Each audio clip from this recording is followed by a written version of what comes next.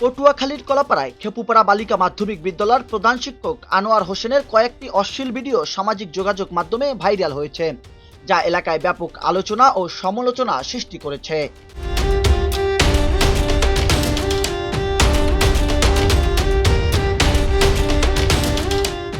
বৃহস্পতিবার ভোররাতে মাসুম আহমেদ মীরা নামে একটি ফেসবুক ও টেলিগ্রাম আইডি থেকে ভিডিওগুলো প্রকাশ করা হলে দ্রুত তা ছড়িয়ে পড়ে।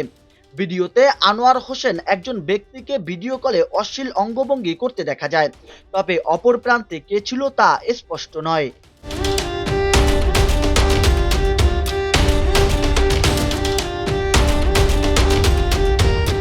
প্রধান শিক্ষক আনোয়ার হোসেন দাবি করেছেন, ভিডিওটি এআই দিয়ে তৈরি করে তাকে হেয়পূর্ণ করার উদ্দেশ্যে ছড়িয়ে দেওয়া হয়েছে।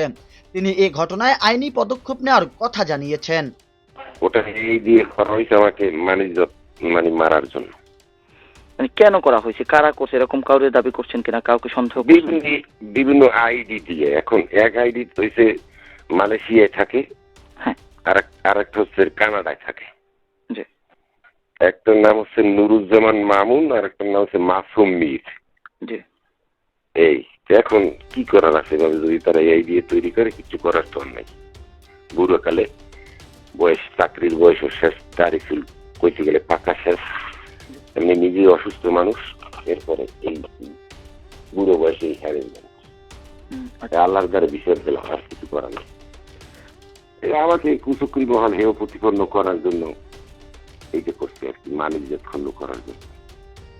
কলাপাড়া উপজেলা একাডেমির সুপারভাইজার মনিরুজ্জামান জানান, বিষয়টি বরিশাল শিক্ষা বোর্ডকে জানানো হয়েছে এবং বোর্ডের সিদ্ধান্ত অনুযায়ী ব্যবস্থা নেওয়া হবে।